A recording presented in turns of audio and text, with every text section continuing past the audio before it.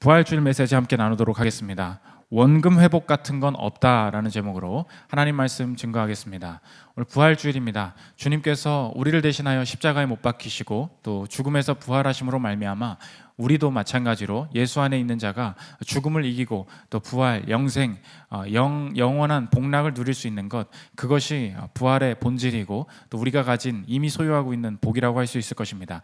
문제는 우리가 죽음 이후에 이 영생을 누리기 이전에 이미 부활을 소유한 자로서 남은 삶 동안에도 부활의 능력을 체험하는 것, 이것은 사실 또 다른 얘기가 된다는 것입니다. 죽음 이전에 이 땅의 삶에서 도대체 이 부활의 능력을 체험하면서 산다는 것이 무슨 뜻인가? 오늘 우리의 삶의 회복이라는 관점에서 이 부활의 능력을 살피도록 하겠습니다.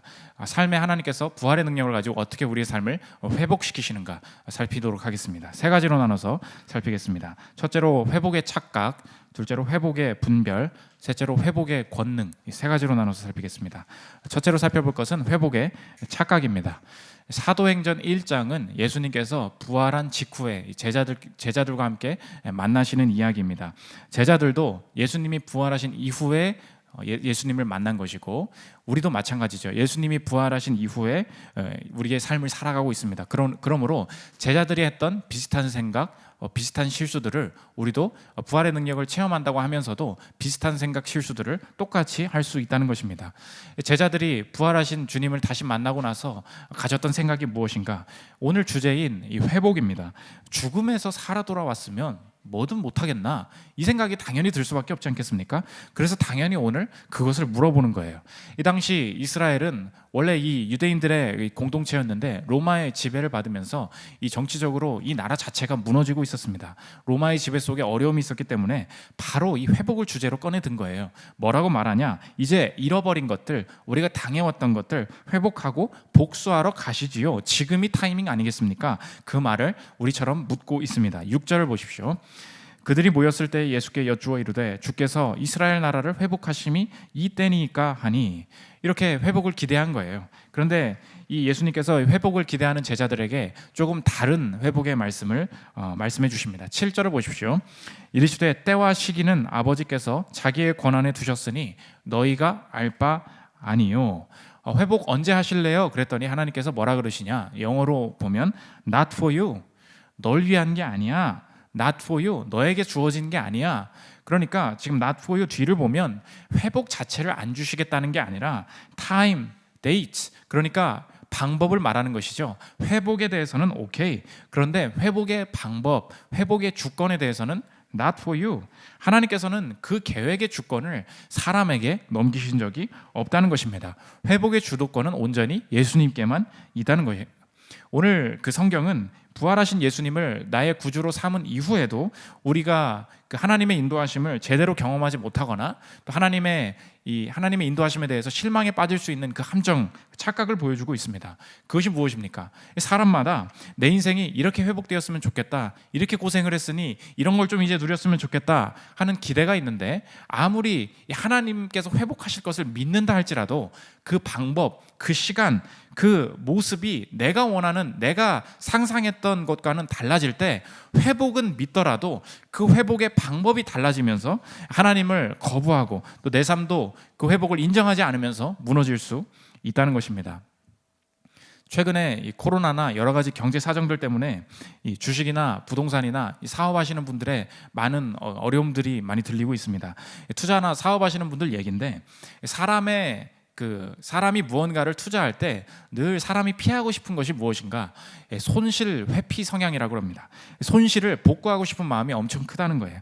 그러니까 부동산, 주식, 사업 다 마찬가지라는 것입니다. 인간이 한번 사업을 망하고 또 얼마를 날리고 한번 손실을 보면 이 손실을 회복해야 된다. 이 1,000만 원 복구해야 된다. 이 3,000만 원 다시 만들어야 된다. 이 기대 때문에 바르게 판단할 수 있는 능력을 다 잃어버리게 된다는 것입니다. 잃은 게 워낙 크다 보니까 가능성이 없는 사업, 가능성이 없는 것들 냉정하게 털어버리지 못하고 계속 들고 가는 거예요. 어느 날 좋은 날이 오겠지 계속 들고 갑니다. 반대로 이제 장사가 되고 혹은 수익이 나기 시작했습니다. 그런데 손실 이후에 잘 되기 시작할 때도 이 수익이 커 보이지가 않는 거예요. 왜냐? 내가 잃은 게 너무 크다 보니까 이거 벌어봐야 뭐해? 이거 내가 따봐야 뭐해? 그러니까 원금 회복을 하려고 무리하게 투자하고 무리하게 이 돌진하는 그 조급함 때문에 후속 투자, 후속 사업들 더 망하는 곳으로 가게 된다는 것입니다. 그래서 이 손실을 봤을 때 이 투자자들 사이에서 통하는 격언이에요. 그 원칙이 오늘 설교 제목과 같습니다. 원금 회복? 그런 건 없다는 거예요. 원금에 대한 환상, 이게 나를 망치는 길이라는 것입니다. 그래서 내가 지금 들고 있는 그 돈이 원금이라는 거예요. 원금은 없다는 것입니다. 원래 나는 얼마를 가지고 있었어. 그 생각 때문에 이거를 회복해야 돼. 이것을 복구해야 돼. 그것이 우상이 되어서 바른 판단을 망치게 된다는 것입니다. 우리의 삶도 마찬가지입니다. 이 삶에 원금의 우상이 있습니다. 원하는 기대, 원하는 행복, 예전의 전성기, 이런 것들이 어느 순간 삶에 없어지고 좁아지고 추락하는 경험들을 다 합니다. 그런데 내 마음속에 이 원금이라는 그 마음이 있기 때문에, 우상이 있기 때문에 내 현재를 감사하지 못하게 된다는 거예요. 오랜 준비했던 그 시험에서 떨어지기도 하고요. 또 소개팅 잘 되다가 막판에 안 되기도 하고요. 연애를 몇 년간 길게 했는데 헤어져 버리기도 하고요. 직장이 없어지고 경력 단절이 되고 뭐 퇴직하기도 하고 성적이 떨어지기도 하고 나 원래 안 이랬는데, 우리 집안 원래 안 이랬는데, 그러다 보니까 이제 한번 복구하려고 더 큰 시도를 하는 거예요. 이 좋은 사람이랑 헤어졌으니 이제 더 완벽한 남자를 만날 거야. 이 사업 망했으니 더 큰 투자로 이것을 다 복구하고도 남을 거야. 내가 가정에서 이 고생을 했으니 이제 내 인생을 좀 하나님께서 뒤집어 주시겠지. 이 무리한 내 회복의 방식에 집착하게 된다는 것입니다. 지금 보십시오. 이 하나님이 아니라 이 회복이라는 좋아 보이는 것이 이 사람을 끌고 다니기 시작한다는 거예요. 이 코로나 사태가 벌어지면서 많은 교회에 여러 담임 목사님들이 부교역자들한테 화풀이를 하고 다니기 시작한다고 합니다. 왜냐? 하려던 사역 못하고 성도도 줄어들고 하랬던 연간 계획이 다 풍비박산 났을 거 아니에요. 그러니까 어떤 전도사님이 저한테 물어보더라고요. 서창희 강도사님도 지금 굉장히 화나 계시냐고. 그래서 또 물어보길래 아니 난 전혀 화가 안 나는데, 이번 주도 제가 한 건 뭐냐, 원래 이제 교회 앞에서 현수 전도사님이랑 만났어요. 그럼 교역자가 둘이 만나면 뭘 해야 돼요? 교회 앞에 만났으면 교회로 들어가서 기도를 해야 될 거 아닙니까? 근데 교회에 누가 오냐? 그래서 교회로 들어가야 되는데 교회 앞에 돼지 농가로 갔습니다. 우리 이럴 때 갈비 먹자. 그래서 같이 먹고 힘내자. 이렇게 살았습니다. 왜냐? 언제쯤 복구되냐? 지금 목사님들 생각에 사로잡힌 게 다 그거예요. 언제쯤 원래 성도, 언제쯤 원래 사역을 할 수 있냐? 그렇지 않습니다. 여기 저는 이렇게 되면 나오다가 안 나올 사람도 있고 많이 환경이 또 바뀔 것 같아요. 그럼 어때요? 여기에서 주신 원금으로 다시 시작하는 거예요. 내게 주신 원금, 이게 원금인 거예요. 이 상황 속에서 다시 해야지. 예전에 이랬는데, 예전에 내가 이런 정도 누릴 수 있었는데, 그것 때문에 내게 주신 현실이 아주 하찮게 보이기 시작한다는 것입니다. 오늘 부활의 능력이라는 게 무엇인가?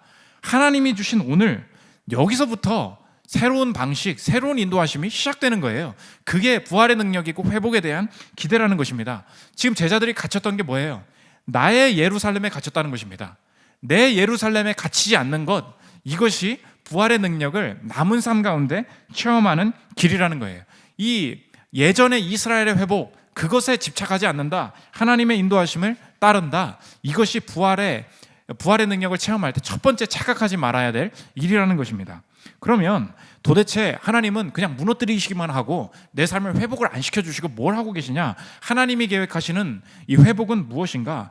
오늘 하나님께서 이유 없이 우리가 무언가 회복하고 싶은 마음을 무시하시고 또 저버리시는 게 아님을 알 수 있습니다.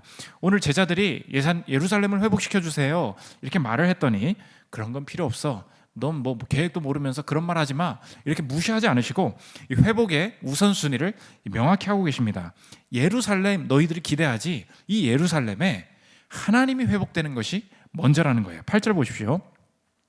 오직 성령이 너희에게 임하시면 너희가 권능을 받고 예루살렘과 온 유대와 사마리아와 땅끝까지 이르러 내 증인이 되리라 하시니라. 유명한 구절이죠. 전도에 대한 관점으로 많이 읽었습니다. 당연히 맞죠. 전도 열심히 해야죠. 그러나 회복의 관점에서 이 8절을 읽어보십시오. 하나님께서 예루살렘을 회복시켜 주십시오 라고 말하자 하나님께서 뭐라고 말씀하십니까? 하나님이 무시하시지 않았어요. 예루살렘이라는 말을 하시지 않습니까? 예루살렘과 온 유대와 사마리아와 거기에서 먼저 무엇이 되어야 된다는 것입니까?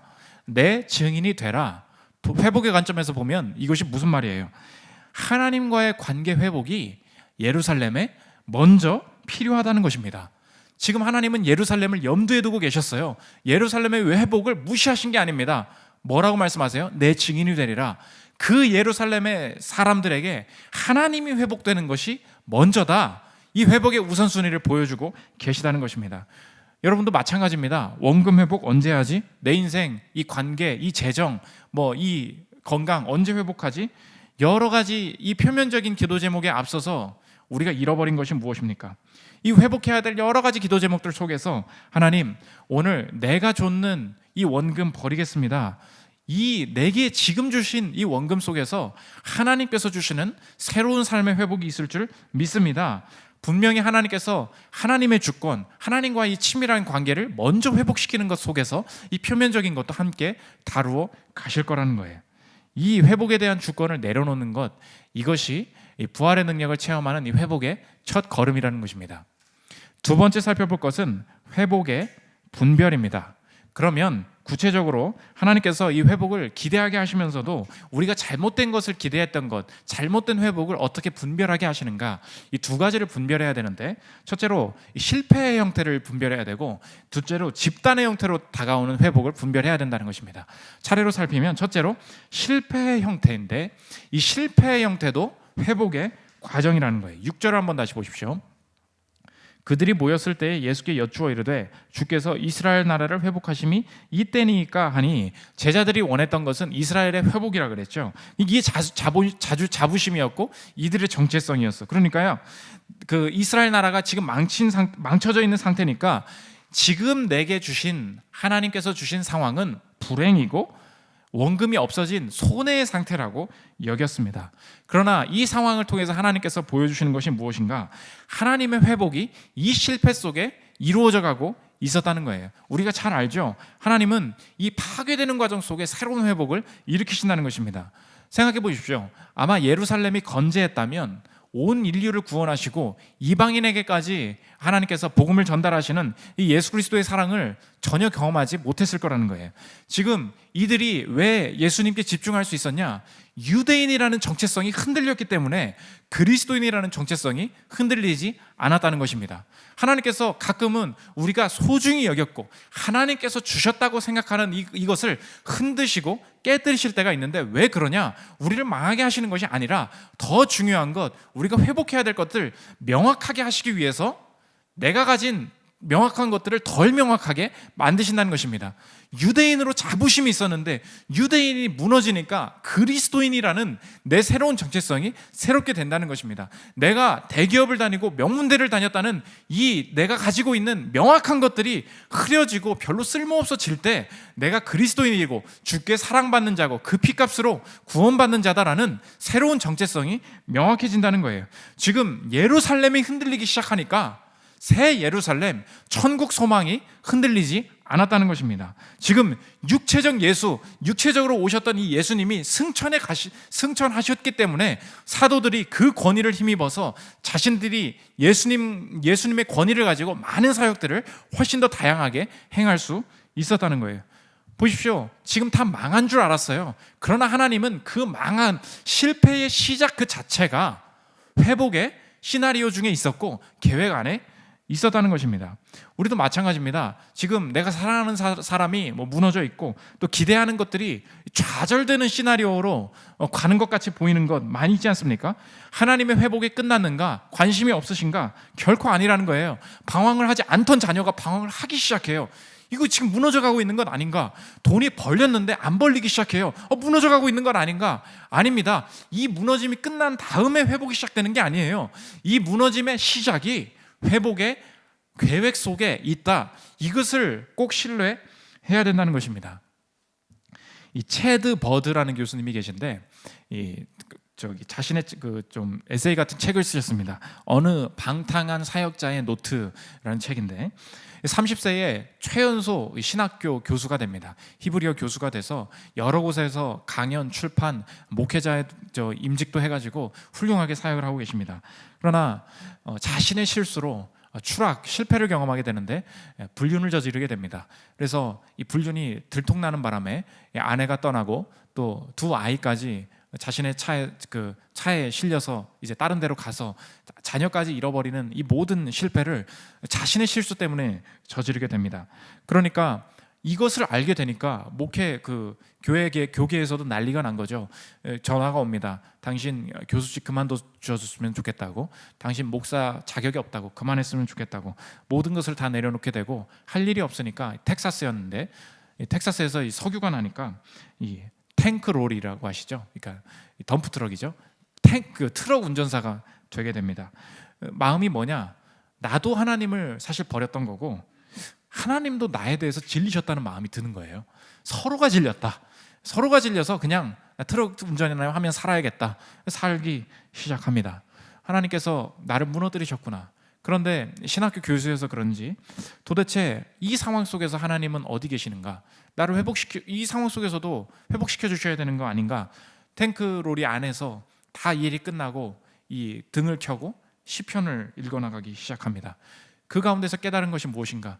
하나님, 성경에 나온 대로 하나님은 어디 계십니까? 나는 모르겠습니다 하고 성경을 읽었더니 그 말을 시편에서 계속 하고 있는 거예요. 시편에서 도처에 나오는 말이 난 하나님이 싫습니다. 하나님은 원망스럽습니다. 하나님 어디 계십니까? 내가 하고 있었던 말이 이 가운데 있으면서 이 가운데 이 마음을 아시는 분, 이 고백을 동일하게 하셨던 분이 예수님이시구나. 그분이 내 마음, 이 고난 가운데 계셨던 거구나. 이 질문을 버리지 않으시는구나. 이걸 깨닫고 회복되기 시작하더라는 거예요. 그분의 고백입니다. 들어보십시오. 이 낮은 곳에서 나는 죽었다. 강의실 앞에 서 있는 성공하고 자만한 교수는 죽었다. 내 존재는 사라졌다. 나는 판지 상자를 싣는 이름 없는 노동자가 되었다. 그러나 나는 하나님이 재창조를 위해 사용하실 재료였다. 그는 무로부터 없을 무죠. 아무것도 없는 것으로부터 창조하신다. 그래서 그는 자신을 어떤 무엇이라 생각하는 그런 우리를 무로 만드신다. 이것이 우리가 가장 두려워하지만 필요한 죽음이다. 다 무너뜨리셨는데 거기서 다시 세우시더라는 거예요.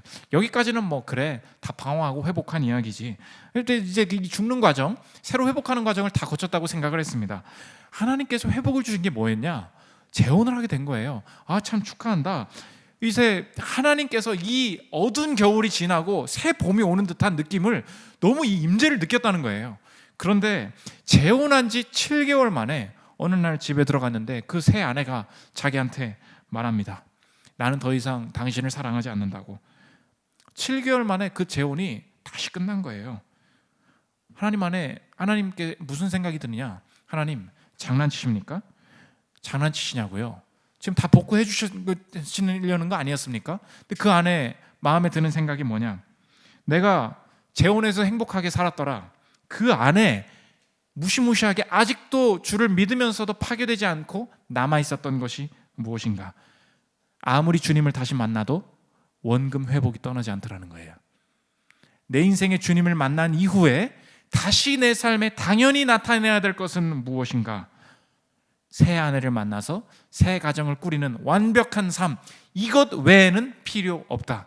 하나님이 아니라 원금 회복이라는 우상이 여전히 도사리고 있었다는 것입니다. 이것마저 깨시고 하나님께 다시 고백하게 하시더라는 거예요. 들어보십시오. 내 자신의 삶을 되돌아보면 내가 예전 상태로 되돌아간 경로를 추적할 수 있다. 나는 재혼한 아내를 신격화했다. 그녀를 잃기보다는 오히려 하나님을 잃고 싶었다. 내가 새롭게 창조한 삶을 경배했다.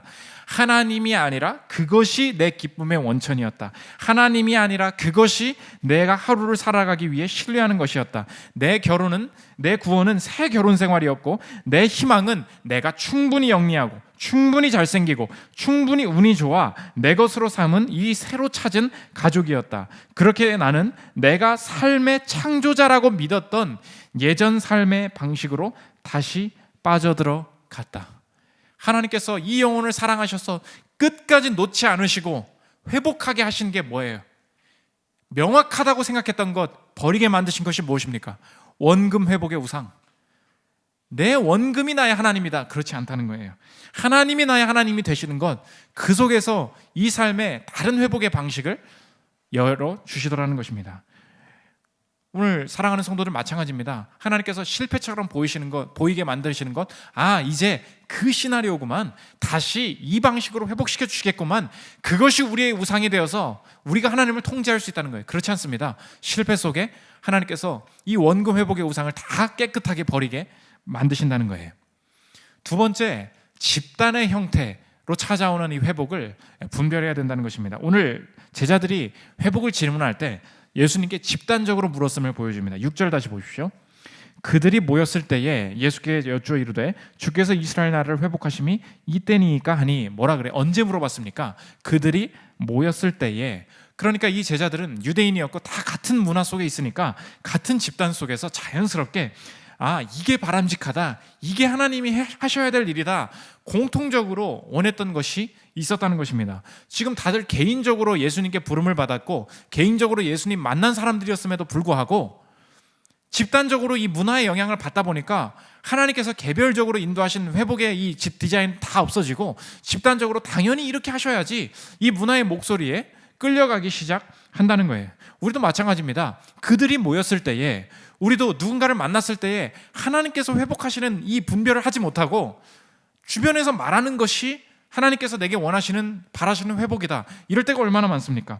그들이 모였을 때 이걸 한번 바꿔봐요. 친구끼리 모였을 때에, 결혼한 친구를 만났을 때에, 자녀 얘기를 시작했을 때에, 인스타를 할 때에 온통 주제가 뭐예요? 이스라엘 나라예요. 우리에게 얘기하면 뭐예요? 그들이 말하는 그거라고요. 요즘 뭐 회사에 가도 마찬가지죠. 뭐 취미생활 뭐 어떻게 해요? 여자친구 사귀어요? 연봉이 얼마나 돼요? 뭐 이번에 누구 뽑을 거예요?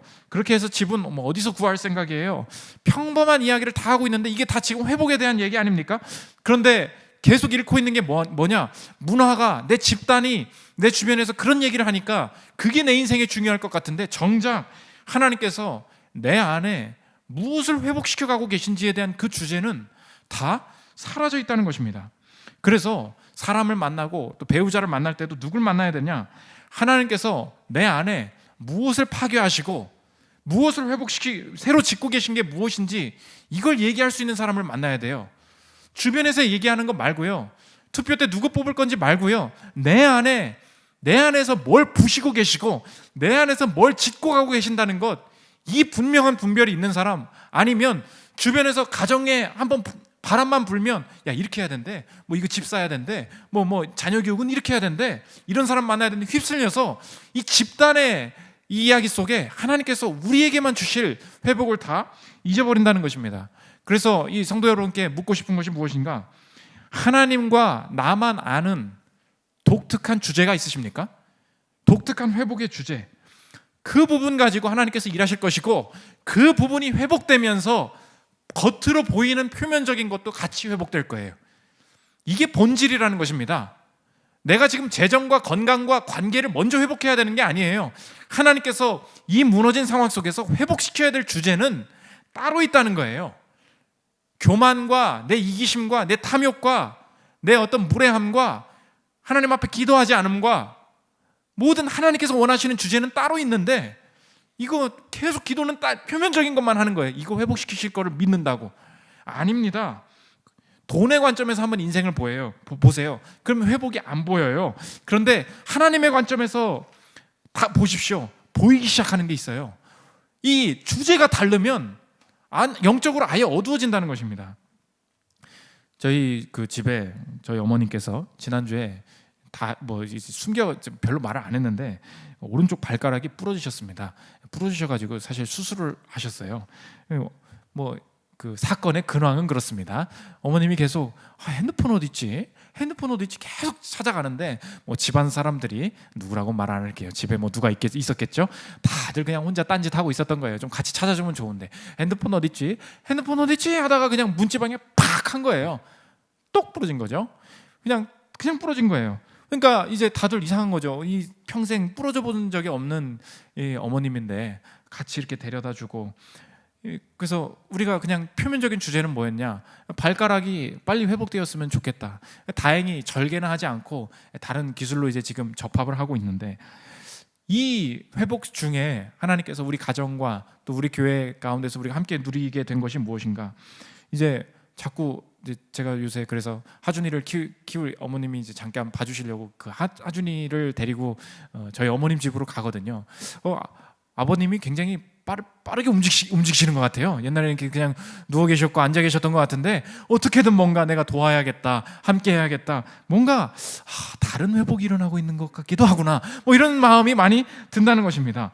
저도 내면적으로 좀 많이 힘들어했던 게 뭐냐면, 사무실이 따로 없지 않습니까? 뭐 그 집에서 많이 해야 될 서재가 필요하고 하다 보니까, 집에서 많이 하다 보니까 애가 울면 같이 막 봐야 되고 그러잖아요. 그러니까 이 성령이 임하시려다가도 자꾸 떠나셔요. 설교 준비를 할 때 성령이 임하시다가도 엥 하면은 주님이 잠깐 가셔요. 그러니까 이게 설교 준비가 많이 힘들었는데, 이러다 보니까 저기 어머님 댁에 하준이를 데려다 두는 것도 서로가 되게 편한 일이구나, 뭐 새로운 회복의 이야기들도 좀 있습니다. 그것 때문에 뭐 발가락을 부러뜨리셨다, 뭐 그렇게 생각하는 건 아니지만, 우리가 한 가지 회복 중에 왜 이런 일을 행하셨냐고 이렇게 주제를 두면 안 된다고요. 하나 먼저, 고난 중에 먼저 찾아야 될 게 뭔지 아십니까?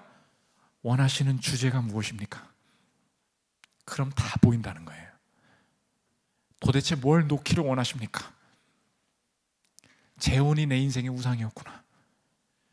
하나님께서 원하시는 나의 원금 회복이 있었구나. 아니야. 주님을 사랑합니다. 주님만이 내 회복의 근원이 되십니다. 그것이 오히려 내 표면적인 것도 지키고 내가 바라는 이 원금을 우상화시키지 않는 이 안전함이 된다는 것입니다.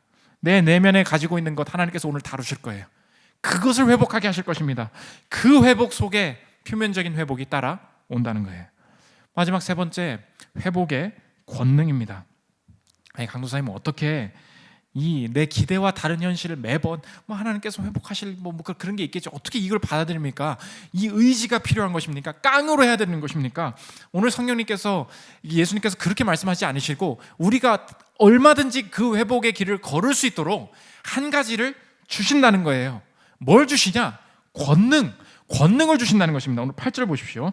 오직 성령이 너희에게 임하시면 너희가 권능을 받고 예루살렘과 온 유대와 사마리아와 땅끝까지 이르러 내 증인이 되리라 하시니라. 오늘 이 타임, 데이트, 방법에 대해서는 아까 뭐라 그랬어요? Not for you. 너에게 주어진 것이 아니야. But 뭐라 그래요? But power. 하나님께서 not for you. 다 주시지 않았어요. 그런데 그냥 너 혼자 살아봐, 의지로 살아봐라고 하지 않으시고, 이 회복의 길을 걷는 모든 성도들에게 하나님께서 부어주시는 것이 무엇인가? But power. 권능 주신다는 것입니다. 권능이 뭐예요? 이 회복의 관점에서 말하면 오늘 본문에서 당연히 전도할 수 있는, 하나님의 복음을 편만하게 증거할 수 있는 이 권능이죠. 그러나 이 복음을 통하여서 회복의 관점에서 이 권능은 무슨 뜻인가? 회복을 창조하는 힘, 이걸 개인에게 주신다는 거예요. 지금 회복을 창조하는 힘, 이게 권능이라는 것입니다. 권능이 뭐예요?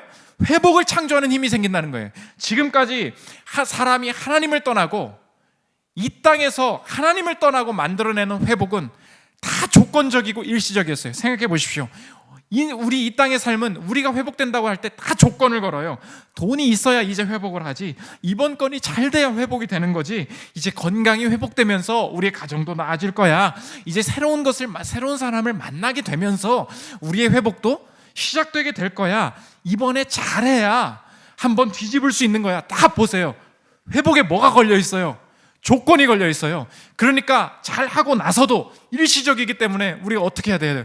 이번에 잘된 거 지켜내야 돼. 이번에 이 사람 붙잡아야 돼. 그러니까 하나님을 떠나서는 회복 전에도 회복 후에도 온갖 불안과 이 조건들이 우리를 사로잡을 수밖에 없다는 것입니다. 그러다가 우리의 능력으로 회복할 수 있을 줄 알았는데, 회복하는 듯 하다가 마지막 회복의 가능성마저 없어지는 것이 무엇입니까? 그게 죽음 아닙니까? 그런데 예수님께서 주시는 권능, 이 하나님께서 주시는 회복의 특징은 무엇인가? 조건이 안 걸려 있는데, 조건을 이루지 못했는데 회복이 그냥 오더라는 거예요. 이게 권능이라는 것입니다. 생각해 보세요. 예수님께서 우리를 위해서 구원을 주실 때 잘했더니 십자가에 못 박혀 죽어주시더라 그랬습니까? 이게 회복이 다르다는 거예요. 죄악에 있을 때 나를 사랑하셨고요, 죄를 범했는데 내게 은혜를 주셨고요, 내가 하나님을 떠나 있었는데 십자가에 못 박혀 죽으셨고요, 내가 하나님을 무시하고 내 멋대로 했는데 내 길을 예비하셨다는 거예요. 이게 이 땅에 없는 회복이라는 것입니다. 하나님의 회복에는 조건이 걸려있지 않아요. 내가 하나님을 찾기 이전에 주님이 나를 찾아주셨어요. 이 위대한 회복은 이 땅에 없는 것이라는 것입니다. 그러니까 재료가 없는데, 조건을 지키지 않았는데, 한계 없는데, 약한데 능력이 임하더라. 이게 주님이 주시는 권능, 회복의 능력이라는 것입니다. 고린도후서 13장 4절 보십시오. 그리스도께서 약하심으로 십자가에 못 박히셨으나 하나님의 능력으로 살아계시니 우리도 그 안에서 약하나 너희에게 대하여 하나님의 능력으로 그와 함께 살리라. 그러니까 오늘 지금 제자들이 이 사도행전 이후에 벌어지는 게 뭐예요? 권능을 받았다고 하지 않습니까? 그러니까 제자들은 지금 예루살렘 회복이나 하는 다른 관심사가 있었는데, 니네들 이거 회복하기 전까지는 권능 주지 않을 거야, 이렇게 말씀하시지 않으시고, 그게 아니야, 그 조건 필요 없어, 그리고 그냥 권능을 부어 주시더라는 거예요. 내 뜻대로 그냥 가봐. 그랬더니 왜 사도행전에서 그 사도들의 그 기적이 많이 나타납니까? 예수님의 권능을 그대로 받았다는 것을 증명하기 위해서 사도행전이 쓰여진 거예요. 그러니까 예수님이 죽은 자를 살리시니까 사도들도 죽은 자를 살려내죠. 예수님이 병든 자를 고치시니까 사도들도 죽은 병든 자를 고치지 않습니까? 왜 그래요? 그 권위가, 그 권능이 그냥 그대로 임해버렸어. 사도들은 지금 사도행전 1절에 이걸 왜 얘기해요? 사도들은 관심은 딴 데 있었어, 그 소리예요. 준비되지 않았는데 회복이 임하더라. 이게 부활의 능력이라는 것입니다. 죄 가운데 있었는데 이미 하나님께서 영생을 부어주시더라. 이것이 십자가의 능력이라는 것을 아는 사람만 이 땅에 남은 삶도 부활의 능력으로 다시 해석될 수 있다는 것입니다. 아, 이제 남은 삶도 마찬가지다. 하나님께서 자꾸 뭘 파괴하시고 뭐 없어지게도 하시고 몇 년간 해왔던 거 거품으로 돌아가게도 만드시고, 이런 일이 많이 벌어지는데 내가 유일하게 의지해야 될 것은 무엇인가? 약함 속에, 재료의 무, 없음, nothing 속에 하나님께서 부활과 능력과 처절한 죄악 속에서도 영생을 허락하셨다면, 내가 일주일간의 삶이 엉망이었고 지금까지 준비된 삶이 없었고 내가 하나님 앞에 바로 서지 못한 오늘의 이 시간 속에서도 주의 권능을 구합니다. But power, 이 파워 구할 때 하나님께서 아무것도 없는 속에서도 하나님께서 원하시는 회복을 만들어 내시리라. 그것이 내가 바라는 건강, 그것이 내가 바라는 돈은 아닐 수 있지만 하나님께서 이 표면적인 것도 함께 다루시면서 내 안에 하나님을 제외하고 원금을 회복하려던 내 우상이 얼마나 무시무시하게 내 안에 득실거리고 있었는지 회복하게 하실 뿐만 아니라, 나를 정결하게 하실 뿐만 아니라 내게 정말 필요했던 명확한 것들을 회복시켜 나가기 시작하시리라. 아무것도 없어도 좋다. 부활의 능력, 그 권능 하나면 내 인생 살겠다. 이것이 부활의 능력을 믿는 그리스도인들이 죽음을 맞이하기 이전에 살아가야 될 삶의 자세라는 것입니다.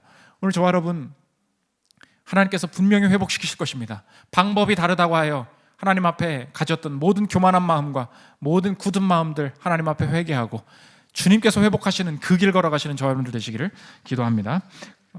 우리 원하고 바라고 기도합니다. 찬양하고 기도하는 시간 갖도록 하겠습니다.